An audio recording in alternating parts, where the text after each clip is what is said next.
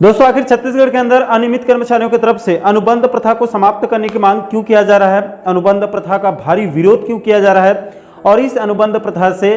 संबंधित कर्मचारियों को क्या क्या नफा नुकसान होने वाला है, इसी गंभीर मुद्दे के बारे में हम इस वीडियो के अंदर बात करेंगे। इसलिए दोस्तों, आप इस वीडियो को अंत तक जरूर देखिए और इस इंपॉर्टेंट मामले को, महत्वपूर्ण मसले को आप अच्छे से समझने की कोशिश कीजिए। नमस्कार दोस्तों, मैं हूं आपका दोस्त लोकेश साहू और आप देख रहे हैं लोकेश छत्तीसगढ़िया यूट्यूब चैनल। आप सभी साथियों का हमारे चैनल पर बहुत बहुत स्वागत है। दोस्तों, दरअसल पूरा मामला यह है कि इस समय प्रदेश के अंदर छत्तीसगढ़ राज्य अक्षय ऊर्जा विकास अभिकरण, जिसको शॉर्टकट में क्रेडा भी कहते हैं, उस विभाग के अंदर में जो कर्मचारी काम कर रहे हैं, खास करके जो तकनीशियन हैं, जिनकी संख्या तकरीबन 540 के आसपास है, जो कि प्लेसमेंट एजेंसी के माध्यम से काम करते हैं, जिनको कलेक्टर दर पर जो है वो विभाग से अब तक पेमेंट दिया जाता है, उनके लिए विभाग के तरफ से जो है वो 100 रुपये के स्टाम्प पेपर में अब नोटराइज अनुबंध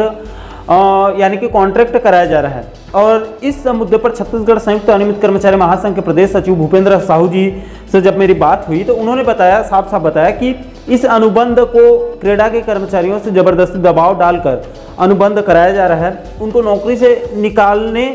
के दबाव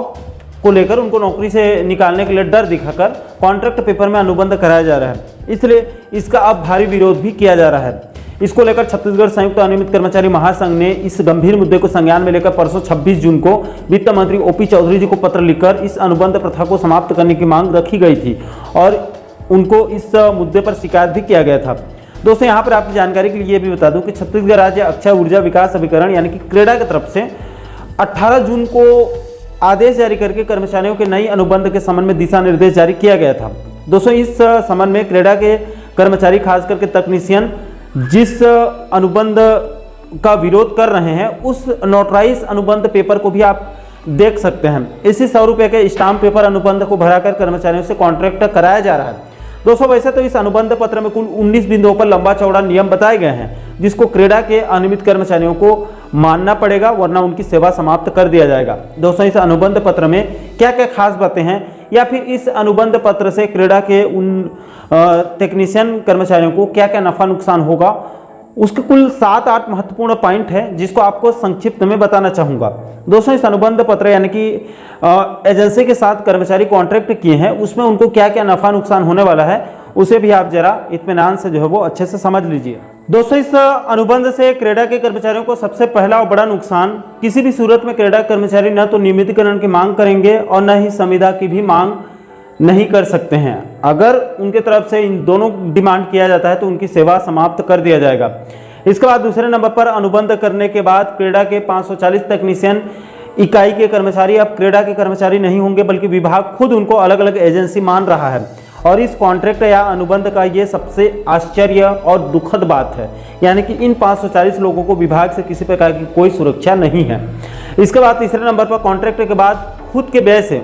7 लाख रुपए तक बीमा कर्मचारी को स्वयं करना होगा और दुर्घटना होने पर उसकी संपूर्ण जिम्मेदारी खुद संबंधित कर्मचारी की होगी, उसमें विभाग कुछ नहीं कर सकता है। इसके बाद इस अनुबंध की चौथी बात, बड़ी बात यह है कि इस पर क्रेडा के इन संबंधित कर्मचारियों को यानी कि इन 540 तकनीशियन को विभाग से किसी प्रकार के कोई भी अन्य भत्ता नहीं दिया जाएगा। इनको न तो नक्सल भत्ता मिलेगा, न तो ईपीएफ की सुविधा मिलेगी, न तो ईएसआईसी सुविधा या फिर किसी प्रकार के और अन्य मेडिकल भत्ता की सुविधा भी इनको नहीं मिलेगा। इसके अलावा दोस्तों,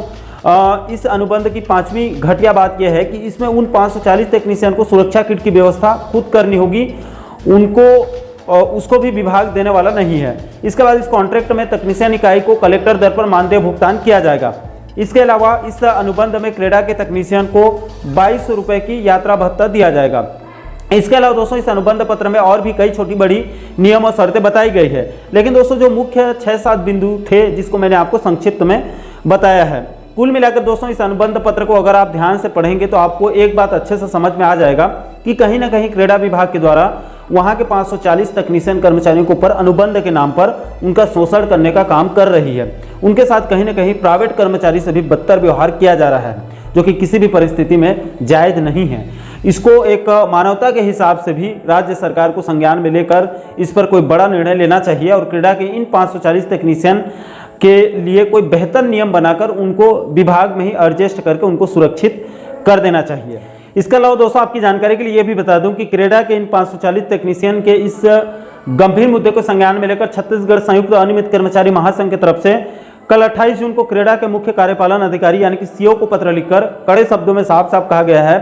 कि क्रेडा के अधिकारियों के द्वारा बार बार नियम कानून को तोड़ मरोड़ के अपने अपने हिसाब से बना रहे हैं और समाप्त कर रहे हैं, फिर बना रहे हैं, फिर समाप्त कर रहे हैं, जिसकी वजह से क्रेडा के कर्मचारियों को भारी मुसीबतों का सामना करना पड़ रहा है। इसके अलावा अधिकारियों की इस मनमानी की वजह से कर्मचारियों को न सिर्फ मानसिक रूप से परेशानियों का सामना करना पड़ रहा है बल्कि कर्मचारियों को भारी आर्थिक नुकसान भी हो रहा है। इसलिए इस पत्र के माध्यम से महासंघ ने क्रेडा के सीओ से अपील किया है कि क्रेडा के अंतर्गत कार्यरत सभी टेक्नीशियनों के लिए कोई बेहतर पॉलिसी तैयार करके जॉब सुरक्षा के साथ पूर्व की भांति यानी पहले की तर्ज पर फिर से उनको संविदा में पदस्थापना करने की मांग रखी गई है। तो आशा करता हूं दोस्तों कि आप इस वीडियो के माध्यम से पूरे मामले को आप लोग जो है वो अच्छे से समझ गए होंगे। इस वीडियो के माध्यम से शासन प्रशासन से साय सरकार से अपील है कि क्रेडा के इन सभी 540 टेक्नीशियनों के उज्जवल भविष्य को देखते हुए, इनके परिवार को देखते हुए उनके लिए अनुबंध प्रथा को समाप्त करके पूर्व की भांति पहले की तर्ज पर कम से कम उनको संविदा पर ही रखा जाए ताकि उनको बंधुआ मजदूर की तरह काम करना न पड़े, उनको थोड़ी सी राहत मिल सके, थोड़ी सी सुरक्षा मिल सके। और दोस्तों इस गंभीर मुद्दे को लेकर आप लोगों की क्या राय है, नीचे आप लोग कमेंट बॉक्स में अपनी अपनी प्रतिक्रिया आप लोग जरूर दीजिएगा। और दोस्तों इस वीडियो संदेश को आप ज़्यादा से ज़्यादा शेयर कीजिएगा ताकि ये मुद्दा शासन प्रशासन के कानों तक पहुँचे और क्रेडा के इन संबंधित कर्मचारियों के लिए कोई बेहतर रास्ता निकाला जा सके।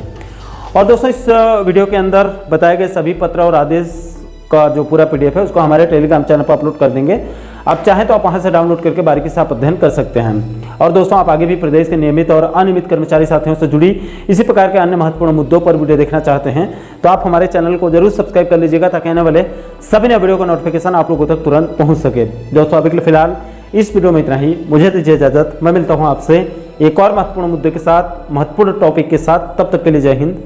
जय छत्तीसगढ़।